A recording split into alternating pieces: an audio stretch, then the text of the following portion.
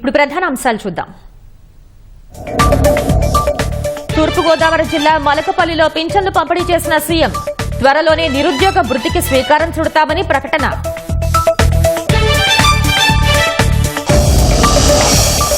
BJP రాష్ట్ర అధ్యక్షుడిగా PVN Madhav బాధ్యతలు స్వీకరణ. కూటమి మిత్రధర్మాన్ని పాటిస్తూనే ఏపీలో బలపడాలన్న నేతలు. చెవిరెడ్డి భాస్కర్ రెడ్డి వెంకటేష్ నాయుడుని ప్రశ్నించిన సిట్. మద్యం కేసులో మరో 2 రోజులు విచారించనున్న అధికారులు.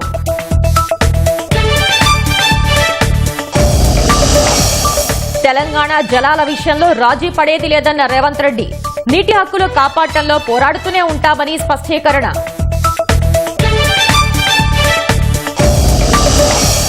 పాస మైలారం ప్రమాద ఘటనలో 36 మంది మృతి. మృతుల కుటుంబాలకు 1 కోటి చొప్పున పరిహారం.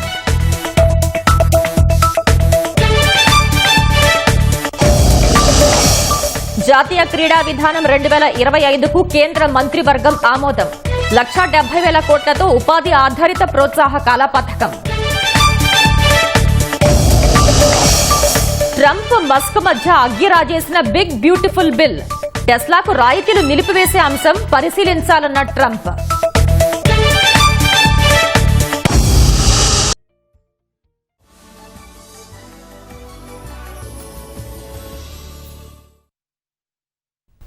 జగన్ కారు కింద పడే సింగయ్య చనిపోయాడు అనేందుకు ఖచ్చితమైన ఆధారాలు ఉన్నాయని ముఖ్యమంత్రి చంద్రబాబు స్పష్టం చేశారు. రాష్ట్రంలో సమర్థ నాయకత్వం అందించే వాళ్లెవరో ఆలోచించాలే కానీ కులం మతం చూసి ఓట్లేస్తారా అని ప్రశ్నించారు. తూర్పుగోదావరి జిల్లా మలకపల్లిలో పింఛన్ల పంపిణీ కార్యక్రమానికి సీఎం హాజరయ్యారు. అనంతరం P4 సభలో పాల్గొన్నారు.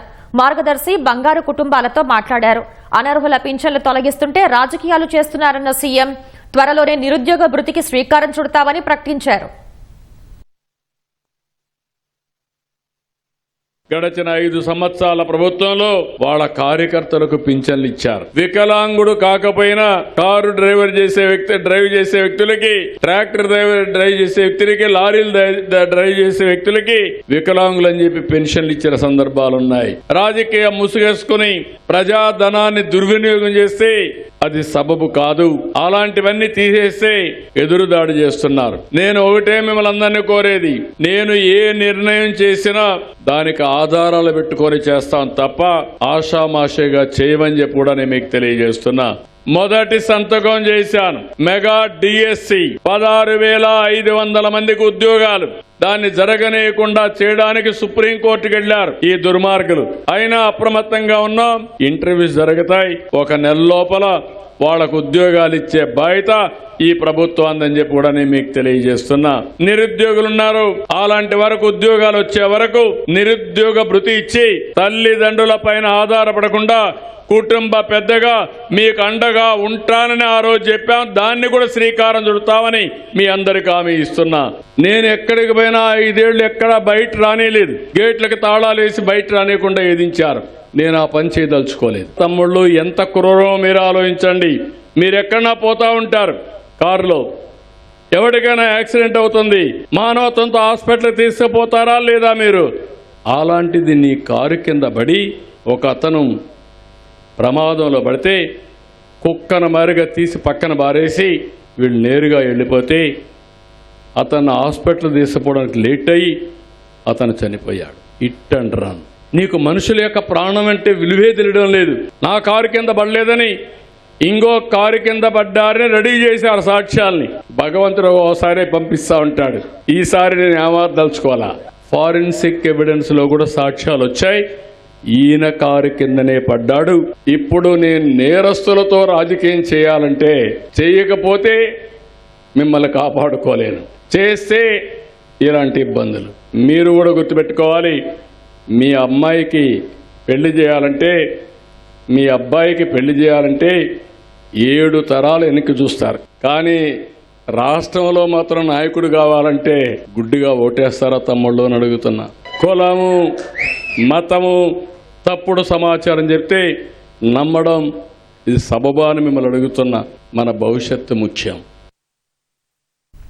త్వరలో జిల్లాల్లో పర్యటిస్తానని, ఆ తర్వాత పాదయాత్ర చేస్తానని వైసీపీ అధ్యక్షుడు జగన్ ప్రకటించారు. తాడేపల్లిలోని వైసీపీ కేంద్ర కార్యాలయంలో పార్టీ యువజన విభాగానికి జగన్ దిశానిర్దేశం చేశారు. మీ దగ్గరున్న గన్ను ఈరోజు యుగంలో, ఈ సోషల్ మీడియా యుగంలో మీ దగ్గరున్న ఏకైక వెపన్, ఏకైక గన్ను మీ ఫోను. ఆర్గనైజేషన్ పరంగా మీరు దాంట్లో ఎంపానల్ అయిపోయి ఉండాలి. మీతో పాటు మీరు క్రియేట్ చేసి ఆర్గనైజేషన్ గ్రామస్థాయి దాకా కూడా ఆ ఆర్గనైజేషన్లో పార్టీ కావాలి. ఎవరికి ఎక్కడ ఏ అన్యాయం జరిగినా కూడా మొత్తం పార్టీ తనకు తోడుగా నిలబడే కార్యక్రమం జరగాలి. ఇది విజన్. నా జిల్లా ప్రోగ్రాములు కూడా మళ్ళీ ఉంటాయి. నా ప్రోగ్రాంతో పాటు చివరిలో నా పాదయాత్ర కూడా ఎట్టగో జరుగుతుంది. కాబట్టి ఆ టైం వచ్చినప్పుడు ఇంకా మీతో ఇంకా ఎక్కువ మమేకమయ్యే పరిస్థితి ఉంటుంది. ఏపీలో కమల దళాన్ని తిరుగులేని శక్తిగా నిలబెడతానని బీజేపీ నూతన అధ్యక్షుడు మాధవ్ ప్రకటించారు. ఒక చేతిలో బీజేపీ జెండా, మరో చేతిలో కూటమి అజెండాను తీసుకుని ప్రజల్లోకి వెళ్లాలని కార్యకర్తలకు పిలుపునిచ్చారు. బీజేపీ కార్యకర్తలకు న్యాయం జరగాలంటే ఎన్నికల్లో సీట్లు పెంచుకోవాలని పార్టీ నేతలు గళమెత్తారు. బీజేపీ రాష్ట్ర అధ్యక్షుడిగా మాధవ్ ఏకగ్రీవంగా ఎన్నికయ్యారు. ఈ మేరకు పార్టీ ఎన్నికల పరిశీలకుడిగా వచ్చిన బీజేపీ జాతీయ కౌన్సిల్ సభ్యుడు మోహన్ అధికారికంగా ప్రకటించారు. ఆ వెంటనే మాధవ్ను పురంధేశ్వరి అభినందించి బాధ్యతలు అప్పగించారు. పార్టీ నేతలంతా మాధవ్కు శుభాకాంక్షలు తెలిపారు.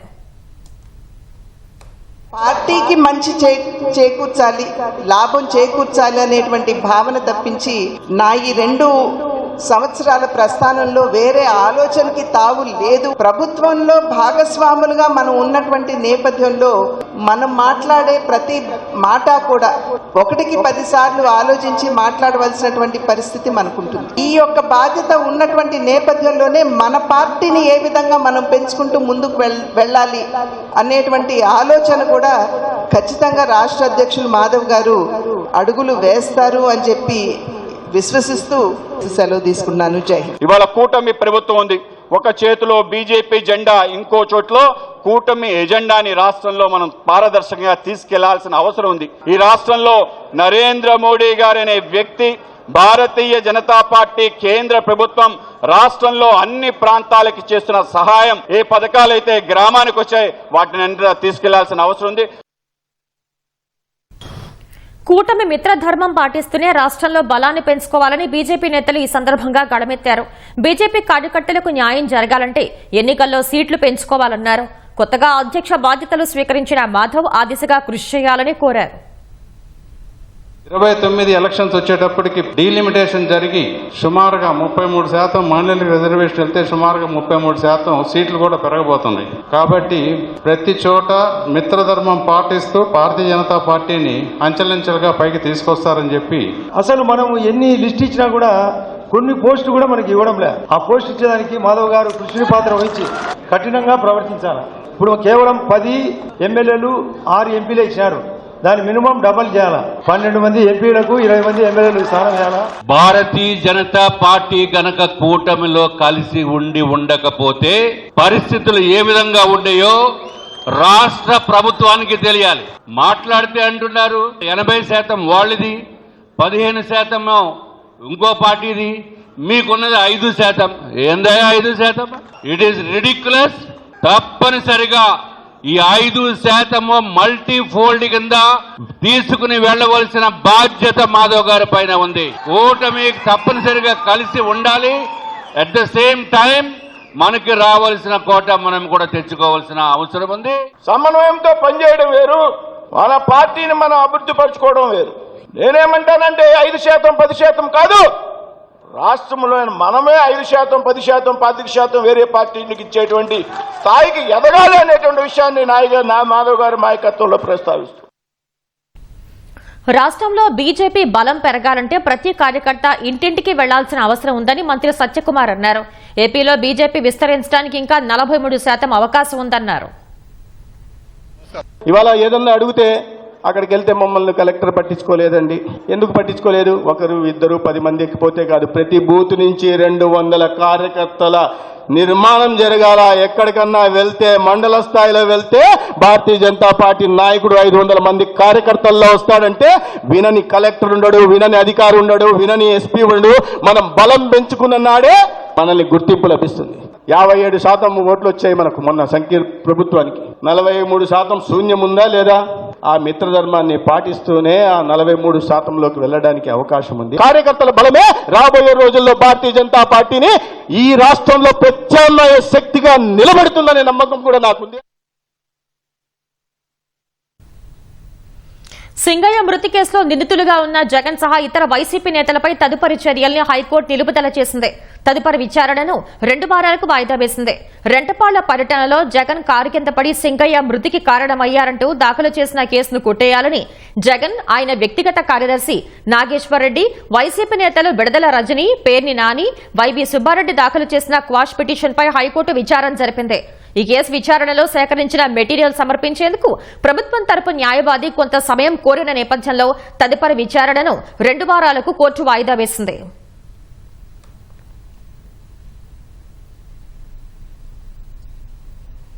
మద్యం కుంభకోణం కేసులో నిందితులకు రిమాండ్ పొడిగిస్తూ విజయవాడ ఏసీబీ కోర్టు ఉత్తర్వులు జారీ చేసింది. ఈ నెల 15 వరకు రిమాండ్ను పొడిగించింది. వర్చువల్ విధానంలో 7 నిందితులను ఏసీబీ కోర్టు న్యాయమూర్తి ఎదుట హాజరుపరిచారు. మరో 2 నిందితులు చెవిరెడ్డి భాస్కర్ రెడ్డి, వెంకటేష్ నాయుడును సిట్ అధికారులు విచారిస్తున్నారు. నిందితుల భద్రత కోసమే వర్చువల్ గా కోర్టు ముందు హాజరుపరిచామని సిట్ దర్యాప్తు అధికారి శ్రీహరి వివరణ ఇచ్చారు. నిందితుల్ని తీసుకువచ్చే సమయంలో వారి కుటుంబ సభ్యులతో పాటు 100 మంది కోర్టుకు వస్తున్నారని, భద్రత కల్పించడం కష్టమవుతోందని న్యాయమూర్తి దృష్టికి తీసుకువచ్చారు. నిందితుల కుటుంబ సభ్యులు ఎంతమంది వస్తున్నారు, ఎవరు వస్తున్నారు, వారి వివరాలు ముందే అందజేస్తే తాము భద్రత ఏర్పాట్లు చేసుకుంటామని ఐఓ శ్రీహరి కోర్టుకు తెలిపారు. జైల్లో ఏమైనా ఇబ్బందులు ఉన్నాయా అని న్యాయమూర్తి నిందితుల్ని ప్రశ్నించారు. A32గా ఉన్న కృష్ణమోహన్ రెడ్డి 10 కిలోల బరువు తగ్గారని ఆయన తరపు న్యాయవాది విష్ణువర్ధన్ న్యాయమూర్తికి వివరించారు. ఏదైనా ఆరోగ్య సమస్య వస్తే వెంటనే ఆసుపత్రికి తీసుకువెళ్లి చికిత్స అందించాలని జైలు సూపరింటెండెంట్ ఇర్ఫాన్ కు కోర్టు సూచించింది. మద్యం కుంభకోణం, నగదుకు సంబంధించి కొన్ని కంపెనీల నుంచి లావాదేవీలు జరిపారని ఐఓ కోర్టుకు తెలిపారు. 30 కోట్ల రూపాయల సీజింగ్ కు సంబంధించి ఇప్పటికే జీవో వచ్చిందని, వాటి వివరాల నివేదికను సిట్ అధికారులు కోర్టుకు అందజేశారు. మరో 32 కోట్ల రూపాయలకు సంబంధించిన బ్యాంకు ఖాతాలను సీజ్ చేయనున్నట్టు తెలిపారు. కొన్ని కంపెనీలు మద్యం కుంభకోణంకు సంబంధించిన నగదును ఇన్ఫ్రా కంపెనీలకు బదిలీ చేశాయని, సిట్ దర్యాప్తు చేస్తుందని తెలిసి ఇన్ఫ్రా కంపెనీలు ఆ నగదును తిరిగి జమ చేశారని సిట్ ఐఓ శ్రీహరి కోర్టు దృష్టికి తెచ్చారు.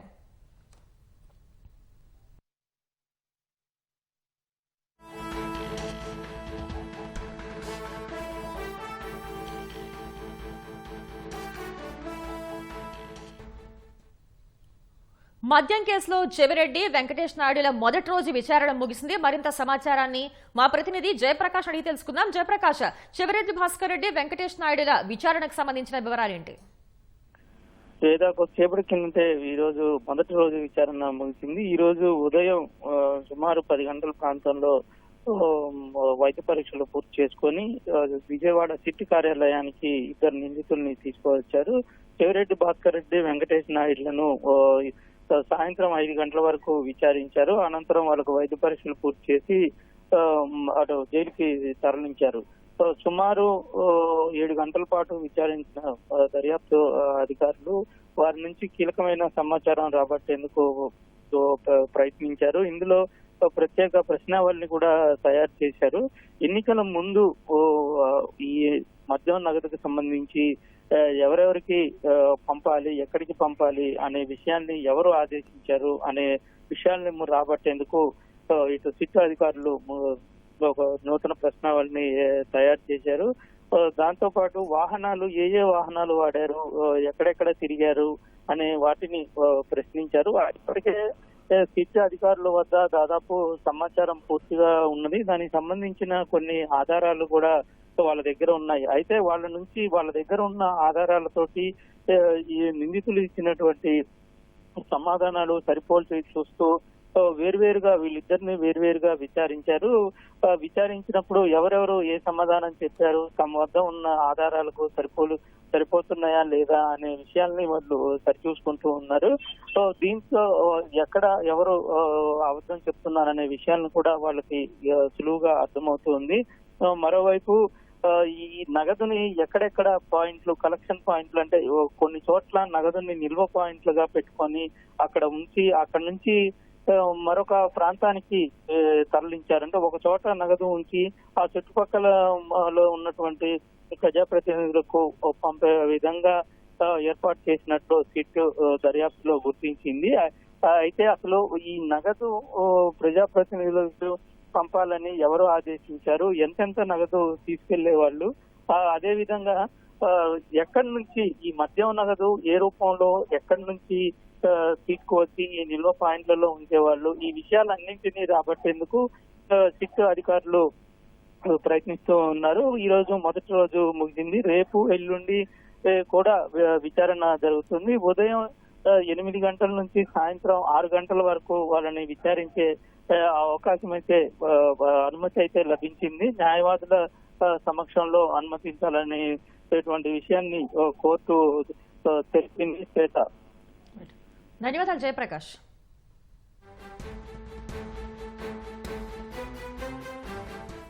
కూటమి ఏడాది పాలనలో ప్రభుత్వ ఆసుపత్రుల్లో సేవలు మెరుగుపరిచామని వైద్యారోగ్య శాఖ మంత్రి సత్యకుమార్ యాదవ్ తెలిపారు.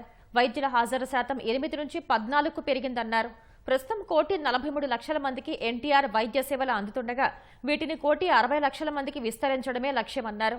విజయవాడ ఆరోగ్య విజ్ఞాన విశ్వవిద్యాలయంలో జరిగిన జాతీయ వైద్యుల దినోత్సవంలో మంత్రి సత్యకుమార్ పాల్గొన్నారు. వర్సిటీ వైస్ ఛాన్సలర్ చంద్రశేఖర్తో కలిసి ఉత్తమ వైద్యులను సన్మానించారు.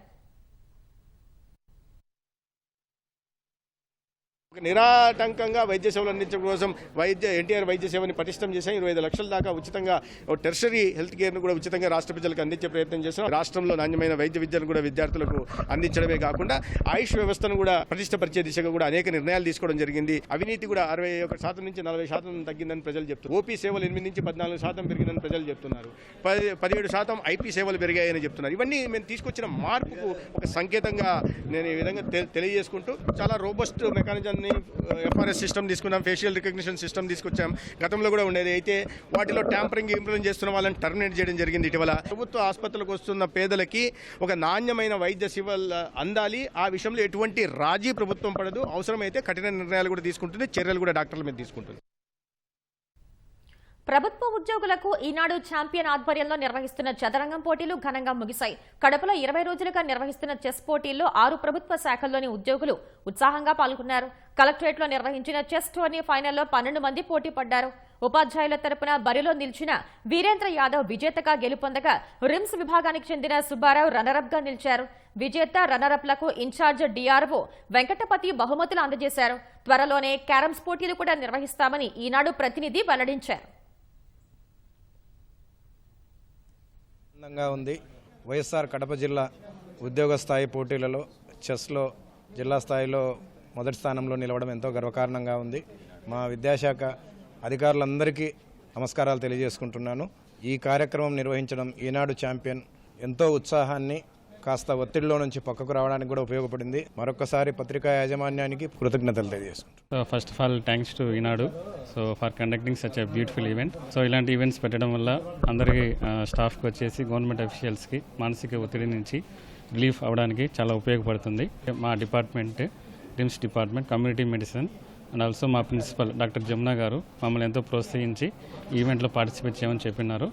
Once again I thank you all.